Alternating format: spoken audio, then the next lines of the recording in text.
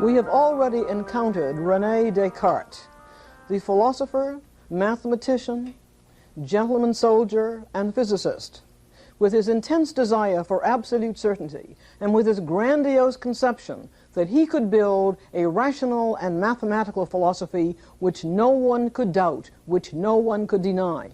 So far, in his Meditations 1 and 2, we have seen that he has established only his own existence as a conscious being, as a thing that thinks, as a thinking thing. The formula was cogito ergo sum. Every time I think, cogito, I exist, sum, as a conscious being, as a thinking thing. This Descartes established as a self-evident truth that no mind could doubt. But he is now afraid. He is afraid that he is stuck, trapped in the cogito, because the cogito proof establishes only that I exist as a mind with its own thoughts. Philosophically, this is the position that is called solipsism. Solipsism is the view that my mind with its thoughts is the only thing that exists, is the only thing that is real, and that you and the physical world are only ideas within my mind. Solipsism is dangerously close to being a philosophical expression of the form of insanity that is called schizophrenia.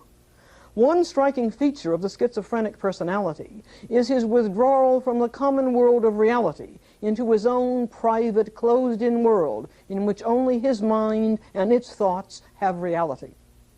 Has the cogito proof of Descartes that I exist as a thinking thing with my own thoughts, has this become a trap? Is the cogito trapping me in solipsism, the doctrine that my own mind with its own thoughts is all that is real? Is the cogito trapping me also in the schizophrenic's withdrawal into a private, closed-in world, into the schizophrenic's viewpoint of the world as being a cut off and closed-in viewpoint? How can Descartes escape from the strange solitude of solipsism, and from the point of view of the withdrawal of the schizophrenic into a closed-in world? He can do this only by proving that something else exists besides his own mind and its thoughts. In that case, if something else does exist, then my mind is not alone as the only reality. But how? With Descartes' demand for absolute mathematical certainty, how can he prove that anything exists except his own mind and its ideas? What he needs is another true proposition, which will show that something else does exist, something else is real, besides my own mind. And so he goes to the cogito, back to the cogito. It at least is an absolutely true proposition. And he thinks, I have just in the cogito discovered an idea to be true. What makes it true and certain?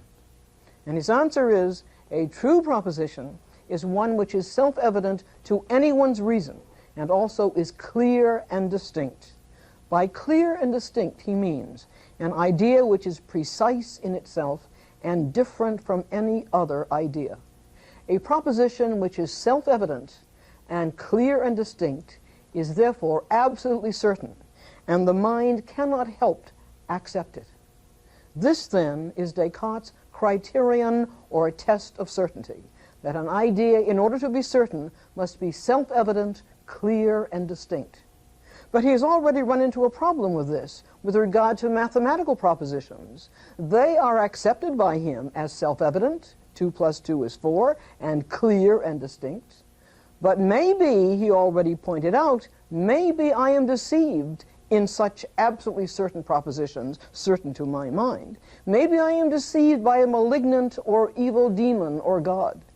It would be easy for such an evil demon, for such an evil God, says Descartes, if he wishes it, to cause me to fall into error, or to hold false beliefs, even when I believe myself to have the best evidence and absolutely certain propositions. How then can I know that anything else exists besides my own mind? A demon could not deceive me in the cogito, but a demon could deceive me in anything else that I believe. And so Descartes decides, near the beginning of his third meditation, where he says, I must examine whether there is a God as soon as an opportunity occurs. And if I find that there is one, I must also investigate whether he can be a deceiver. For as long as this is unknown, I do not see that I can ever be certain of anything. Descartes therefore must prove that God exists and that God is no deceiver. But is it possible to prove that God exists? Do you believe in God? Do you think that you can prove that your belief is true and certain? The great Catholic theologians of the Middle Ages, such as St. Anselm and St. Thomas, tried to prove that God exists. They tried to prove this by rational and deductive arguments. From self-evident axioms, they attempted to deduce the existence of God. During the Middle Ages, repeated efforts by the schoolmen, the scholastics, used reason to prove that God exists. These proofs are now called the classical rationalistic proofs of the existence of God, and these medieval proofs have been subjected to devastating criticism. But Descartes, who is the first of the modern philosophers, cannot, at this point in his philosophy, use any of their famous proofs of God's existence, because he now knows only that I myself exist as a thinking thing. He cannot therefore argue, as the great St. Thomas argued, from the existence of the world with its infinite series of causes to the existence of God as the first cause. This argument of St. Thomas's is known as the cosmological proof of God's existence, and it claims that since everything in the world has a cause, there must be a first cause in the series of causes, and to this first cause of all other causes, says St. Thomas, everyone gives the name of God. Clearly, Descartes cannot argue that God exists as the necessary first cause of all other causes, because Descartes has not yet proved that there is a world at all, and so he is not entitled even to use the word world in his argument. Similarly, Descartes cannot use another one of St. Thomas's proofs of God's existence, which is the so-called argument from design, which also assumes, like the cosmological argument, that the world exists, and which reasons that the harmony and orderliness and beauty of physical nature, by which humanity is provided with suitable temperature, light, air, food, water, shelter, this benevolent and beautiful order and arrangement could not be accidental, the argument goes, but must have been planned or designed for the well-being and edification of humans by an intelligent being. Therefore, God exists as the necessary designer, the planner and governor of the world. But Descartes cannot argue from how wonderfully planned the order of the world is to serve the needs of humanity, to the existence of God as the master intelligence who designed such a world, because Descartes has not yet proved that the world exists. Nor can he argue from the beauty of the world. Who has not stood on a mountaintop and felt the beauty of the valley below, and at that moment knew that God exists? Descartes cannot use that argument from the beauty of the world to God who provided that beauty, because he does not at this point know that the world exists. How then will he make his move out of the cogito, out of the knowledge, the only knowledge that he has, that I myself exist? How will he move out of that to prove that God exists? He can prove God's existence only by reasoning from the only proposition he has established as absolutely true, that I, Descartes, exist as a thinking thing, as a conscious substance, having ideas. What is an idea? By idea, Descartes means anything one is conscious of. Feelings of joy or pain or empathy, these are ideas. Sense perceptions of the sun or of a tree or of the crowds of people on a city street, these are also ideas. Recollections or memories of one's childhood or of a recent war or of a public scandal, these are ideas. And thoughts of the intellect or reason, such as scientific, philosophic, or mathematical statements, these also are ideas. All of these are ideas. And so once again he looks at his ideas and finds that he can now make three main points about ideas: where they come from, what kind of reality they have, and what they refer to. His first point with regard to where ideas come from is that when we ask, what the source of our ideas is, where do they come from, how do we happen to have them, we find that there are three kinds of ideas. There are those ideas which he claims are born with everyone, and which he calls innate, and appear to come from our own nature, and to be known by the light of our own reason, such as the idea of substance or thing. This is innate in everyone, he says. Cause, existence, time, space, the basic principles of mathematics and logic are innate in us all, born with us. Secondly, there are those ideas that appear to be invented by human beings and which he calls factitious, such as ideas of mermaids, unicorns, or utopias, ideas that we make up. And thirdly, there are those ideas which appear to come from outside us and which nature seems to suggest to us and which come to us despite our will. These ideas he calls adventitious. For example, hearing a noise, seeing the sun, trees, or colors.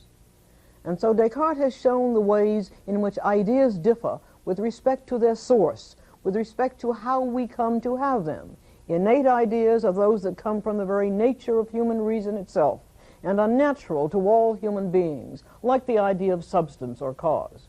Factitious ideas come from human imaginative inventiveness, like at the present time ideas of science fiction. And adventitious ideas seem to be caused by things outside us in the world. But now Descartes makes his second point about ideas, that insofar as ideas are simply present in our minds, they exist actually in our minds and have what he calls actual or formal reality. And now Descartes goes on to make his third and last point with regard to ideas.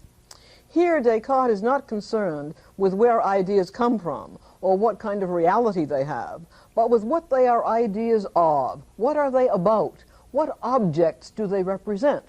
Ideas are always ideas of something. They are ideas of objects. Ideas represent or refer to objects. This feature of ideas Descartes calls their objective reality. The objective reality of ideas consists in their referring to objects, their being about objects, as the idea of God refers to God. The idea of an oak tree refers to an oak tree. The idea of an army refers to an army. Now, all of these ideas, he says, could possibly have been caused by me, be made up by me, be my inventions, that is, be factitious ideas, except for one, the idea of God. And now he gets around to talking about his idea of God. It is a clear and distinct idea, he claims, self-evident. But what is our idea of God?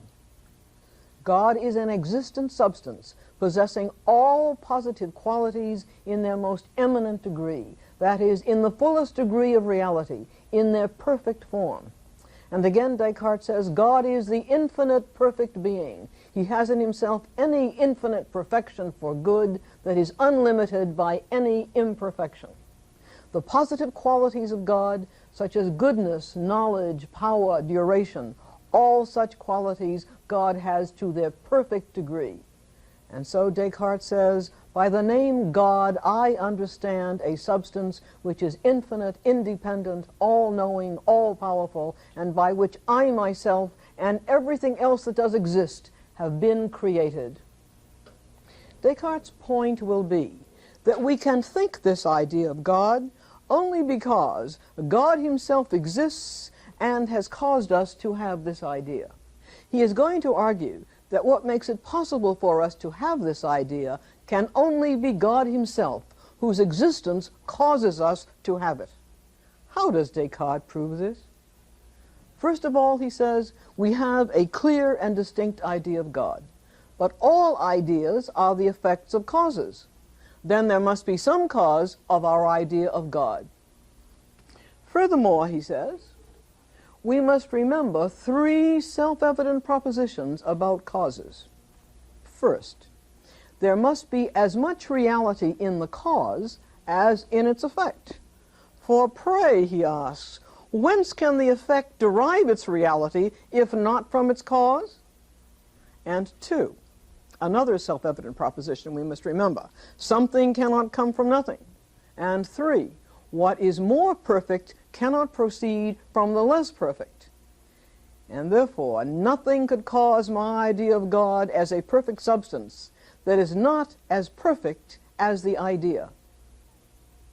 Although I could be the cause of my idea of physical objects, or animals, or men, since there is nothing so great or perfect in these ideas that I could not have caused them, I could not, however, have caused the idea of God, because I am only a finite, imperfect being, whereas the idea of God is of a perfect and infinite being. So something else, something greater than me, must have caused my idea of God. What caused my idea of God must be something which is at least as great, at least as perfect as the effect, namely my idea of God. Therefore, the cause of my idea of God, since it must be as perfect and as great as the effect, can only be an infinite, perfect being. Namely, the cause of my idea of God can only be God himself. Therefore, God exists as the only possible cause of my idea of him. Having proved that God exists, we can now know, says Descartes, that God cannot be a deceiver, since fraud and deception, he says, have their origin in some defect, whereas God as perfect being has no defects. And finally, Descartes claims that my idea of God is innate in me, native to my mind. God is the cause of this idea in us. God has imprinted it in us as the mark of himself as the workman who has fashioned us.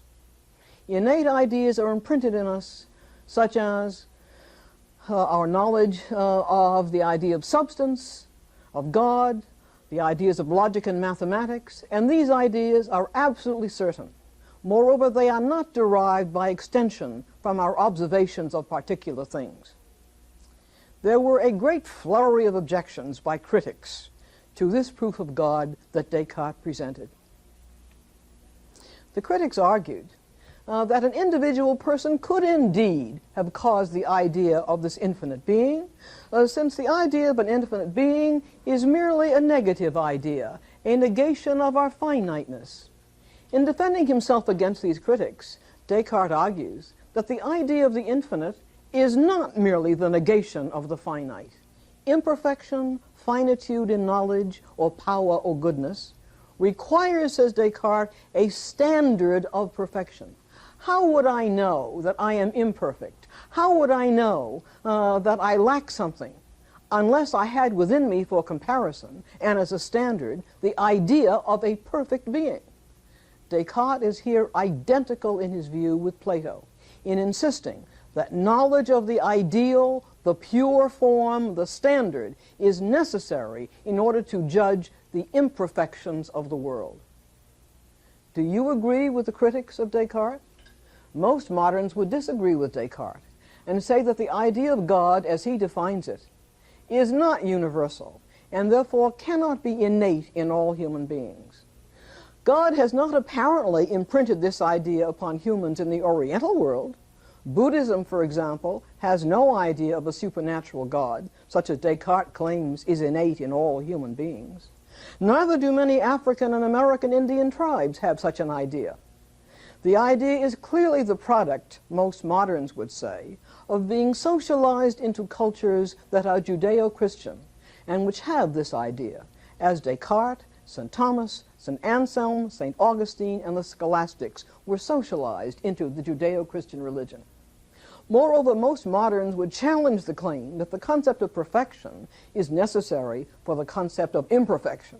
Instead, they would say perfection, the idea of an infinite being, is simply the product of reasoning, extending and magnifying the qualities of a finite and imperfect being. And finally, moderns would argue against Descartes' rationalistic view of causality, in which, as he says, the effect can be no greater than the cause, the more perfect cannot come from the less perfect, and that something cannot come from nothing. Modern empiricism means by cause only a relationship in space and time, only an invariant relationship between what is prior and what is subsequent. But Descartes offers two other proofs of God as well.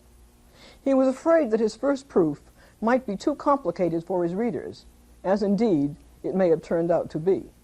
And so we turn to his second proof of the existence of God. I asked, he says, whether I, who have the idea of an infinite and perfect being, can I exist if this being does not exist? Notice that this second proof is, like the first proof, based on the cogito, on my existence as a conscious being having ideas.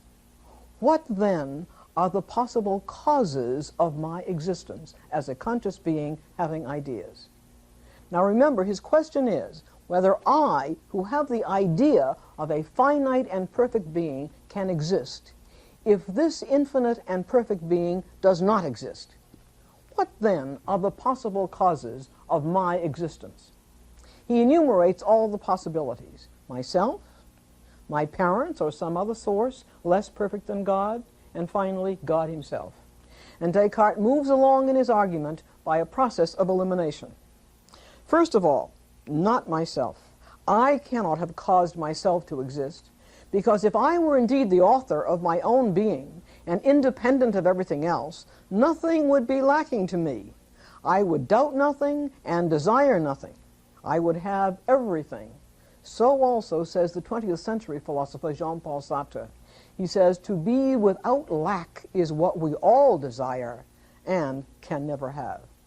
If I could, says Descartes, I would have given myself all perfections, but I lack the power. Therefore, I cannot be the cause of myself. Not my parents, or any other cause less perfect than God. My parents have caused me to exist, this is true, but one must then ask who caused them to exist, and one then falls back into an infinite series of causes, going back further and further over the generations. Therefore, God exists as the only possible cause of my existence as a thinking thing. And so we go on then to Descartes' third proof of the existence of God. This is not presented until the fifth meditation. He still there bases his argument on the cogito, but by this time in the fifth meditation he has already established God's existence and the truth of all my clear and distinct ideas, since God guarantees them as a good God. In the first proof in the third meditation, Descartes had asked, what is the cause of my idea of a perfect being, namely God? In the second proof he had asked, what is the cause of my own existence as a conscious being having this idea of God? Here, in the fifth meditation, he focuses upon his idea of God as a clear and distinct idea. And having established that his clear and distinct ideas are true, he sees now that he may use this for a third proof of God. He says, all the properties I clearly and distinctly conceive him to have truly belong to him, just as the properties of a triangle that I clearly and distinctly perceive a triangle to have belong to it. For example, that the sum of its internal angles is 180 degrees. Descartes argues that just as the clear and distinct idea of a triangle includes that the sum of its angles is 180 degrees necessarily, so the clear and distinct idea of a perfect being includes necessarily the perfection of existence. To exist, he argues, belongs to the nature of God as a perfect being. Failure to exist would be an imperfection, but God has no imperfections. Descartes is here offering what is called the ontological proof of God, which argues from our idea of God as a perfect being to the claim that as a perfect being he must therefore exist. This argument was developed by St. Anselm in the 11th century. In opposition to this ontological argument on Descartes' part, Descartes' polite but hostile critic, the empiricist Pierre Gassendi, who had been sent a copy of the Meditations for his own comments, made this comment, that the idea of God's perfection has nothing whatever to do with the actual existence of such a being. And later Kant and other philosophers claimed with Gassendi the same point against Descartes. And now to mention what many regard as the most serious criticism of Descartes' Meditations.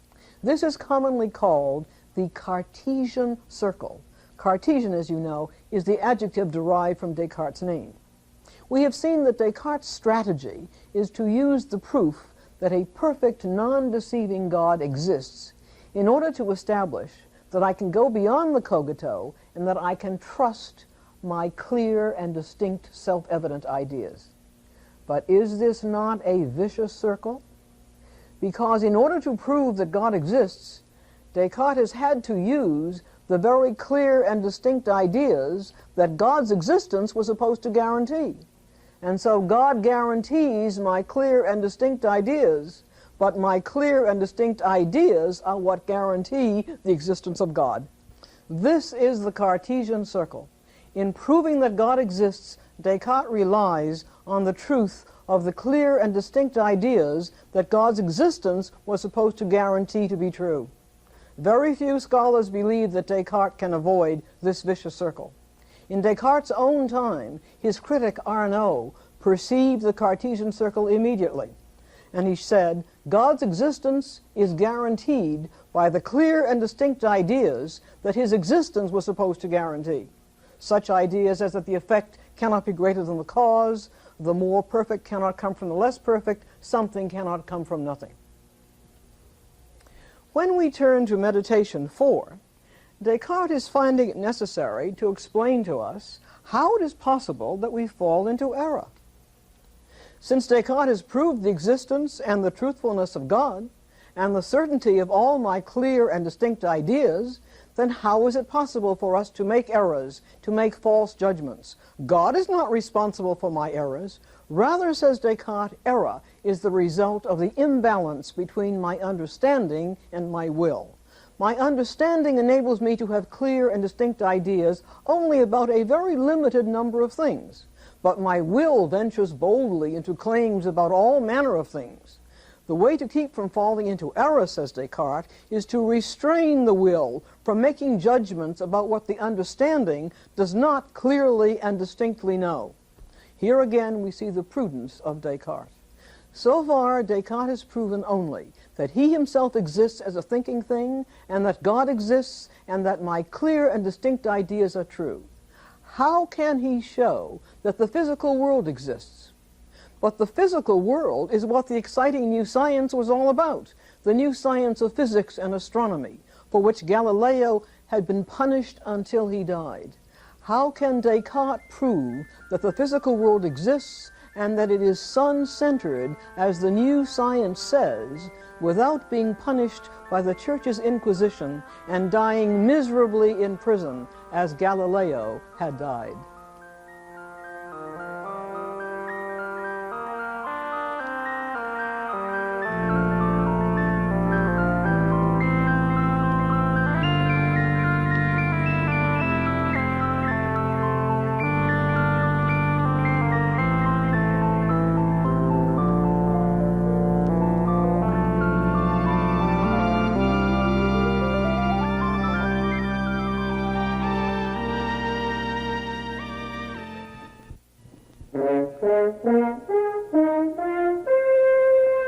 Pre-recorded in the studios of the Maryland Center for Public Broadcasting.